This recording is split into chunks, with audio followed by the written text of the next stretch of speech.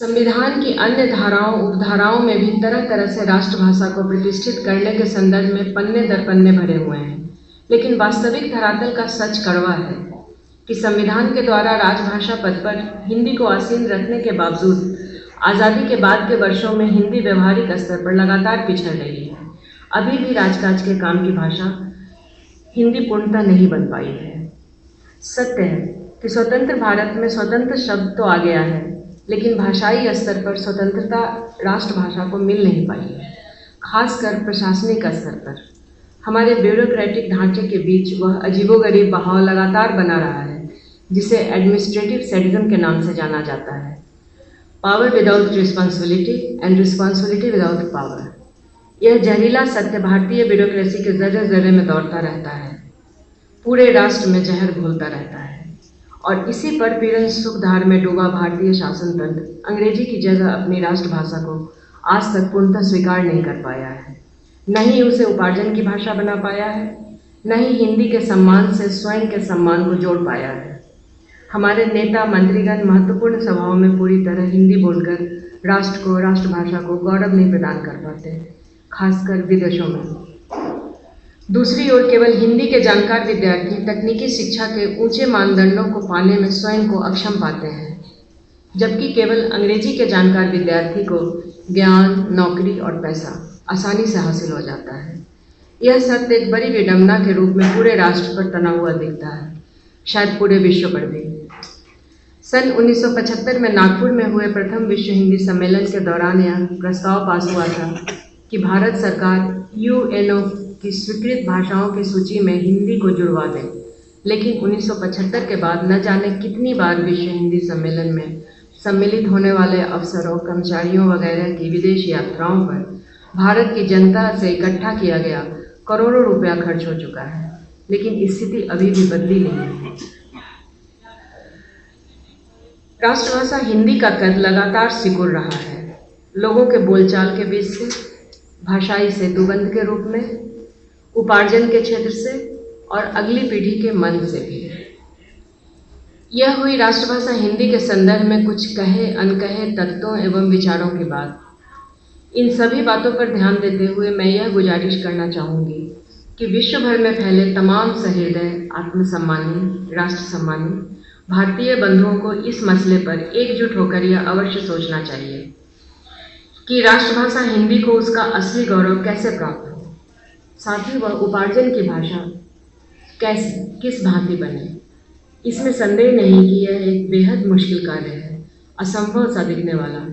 फिर भी यदि देश विदेश में फैले तमाम भारतीय राष्ट्रभाषा के संदर्भ में एक मंच पर जुड़ जाएं, नेट पर संपर्क साध लें, आईटी सॉफ्टवेयर जानने वाले ज्ञानी कर्मठ लोग प्रमथ्यू वाली भंगिमा अपना लें। प्रमथ्यू के बारे में ये कहानी है कि पहले पृथ्वी पर आग नहीं थी, लोगों के पास दिया जलाने को आग नहीं था, घर गर्म करने के लिए, खाना पकाने के लिए अग्नि नहीं थी। तो प्रमथ्यू को एक गिद्ध ने बताया, वो बहुत ज्ञानी था, कि ऐसे स्वर्ग में आग जो है वो जंजीरों में जकड़ी हुई कैद में है।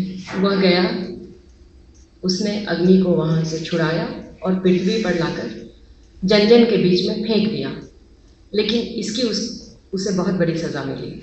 उसे सज़ा मिली कि उसी गिद्ध को जिसने उसको रास्ता बताया था, प्रमथ्यू को जंजीर में जकड़ कर खड़ा कर दिया गया चौराहे पर, और वो गिद्ध उसके कंधे पर बैठा उसके हृदय का मांस नोच के खाता था, और हर रात वह घाव भर जाता था और हर सुबह फिर से वह गिद्ध उसका मांस नोच कर खाता था। अनंत पीड़ा।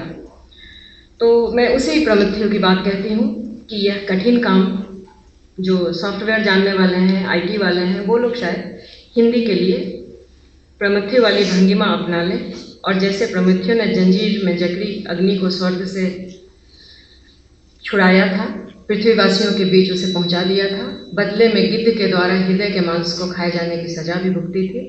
धर्मवीर भारती के शब्दों में एक कविता की कुछ अंतिम पंक्तियां हैं। मेरे कंधों पर बैठा यह बूढ़ा गिद्ध नोच नोच कर मेरा हृदय खाता है।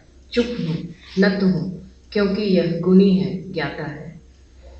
खैर, यह तो एक कहने की बात हुई, लेकिन वास्तव में राष्ट्रभाषा हिंदी के संदर्भ में महाजीवट वाले हिंदी सेवकों की आज बड़ी ज़रूरत है। समस्त भारतीयों को आगे बढ़कर अपनी राष्ट्रभाषा हिंदी के प्रतिष्ठा की बात संजीदगी से सोचनी चाहिए।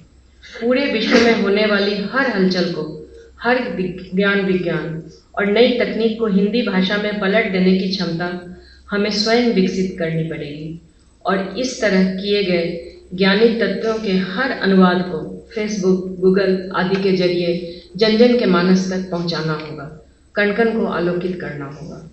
सवाल यह उठता है कि राष्ट्रभाषा के प्रति जिम्मेवारी निभाने के क्रम में क्या हम इस तरह की गगनाकार राष्ट्र सेवा करने के लिए तैयार हैं? हमें अपने को, अपनी क्षमता को तौलना होगा, उसे विकसित करना होगा। बेहतर हो हम भी आज इस सभा में कुछ प्रतिज्ञा स्वयं के प्रति, राष्ट्रभाषा के प्रति करें कि हम सभी भारतीय मूल के लोग एक दूसरे से हमेशा हिंदी में ही बात करें, चाहे कई बार सामने वाले के कारण कहे गए वाक्यों को अंग्रेजी में दोहराना क्यों न पड़े। यानी कि संपर्क की भाषा हिंदी बनी रहे, इस प्रयास को सफलीभूत करें। इस कार्य के लिए सबसे पहला कदम अपने बच्चों से हिंदी में बात करके उठाना होगा। नई पीढ़ी 5-10 भाषाएं सीख ले, उपार्जन के लिए तरह तरह के काम करे, लेकिन हिंदी अवश्य बोले। दूसरी प्रतिज्ञा यह है कि जब भी हम पत्र लिखें, कागज पर या कंप्यूटर पर, अपना पता एवं नाम हिंदी में दें, जरूरी हो तो अंग्रेजी में भी दें। सवाल यह उठता है कि राष्ट्रपिता गांधी द्वारा दिखाए गए रास्ते पर क्या हम अभी के समय में चलना चाहेंगे? भारतीयता की लौ को जलाए रखना चाहेंगे? जवाब हम सभी को स्वयं को देना होगा, शायद कल को राष्ट्र को भी।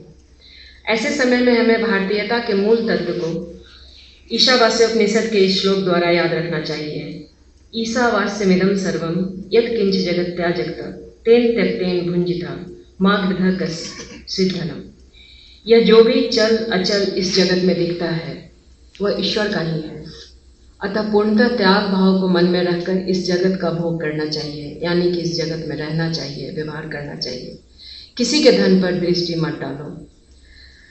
राष्ट्रभाषा हिंदी के सिकुड़ते स्वरूप को रोका जा सकता है भारतीयता के बल पर। सच्ची भारतीयता व्यवहारिकता को अपनाकर हिंदी को भविष्य में लुप्त होने से बचा लिया जा सकता है। इसके लिए एक जुनून चाहिए। अंत में मैं यह कहूँगी कि इस जुनून की मशाल नई पीढ़ी को थमाना होगा। हमें यह नहीं भूलना चाहिए कि हम तेज धार वाले एस पर खड़े हैं, किनारे पर संभल कर चलना होगा। यदि हिंदी बचेगी, राष्ट्रभाषा बचेगी, तभी हमारा अस्तित्व बचेगा, वरना हिंदी के लोभ के संग संग भारतीय भी स्वयं को उस रूप में नहीं बचा पाएंगे जैसे स्वरूप में अपनी जड़ों से जुड़ा हुआ आज स्वयं को हम पाते हैं।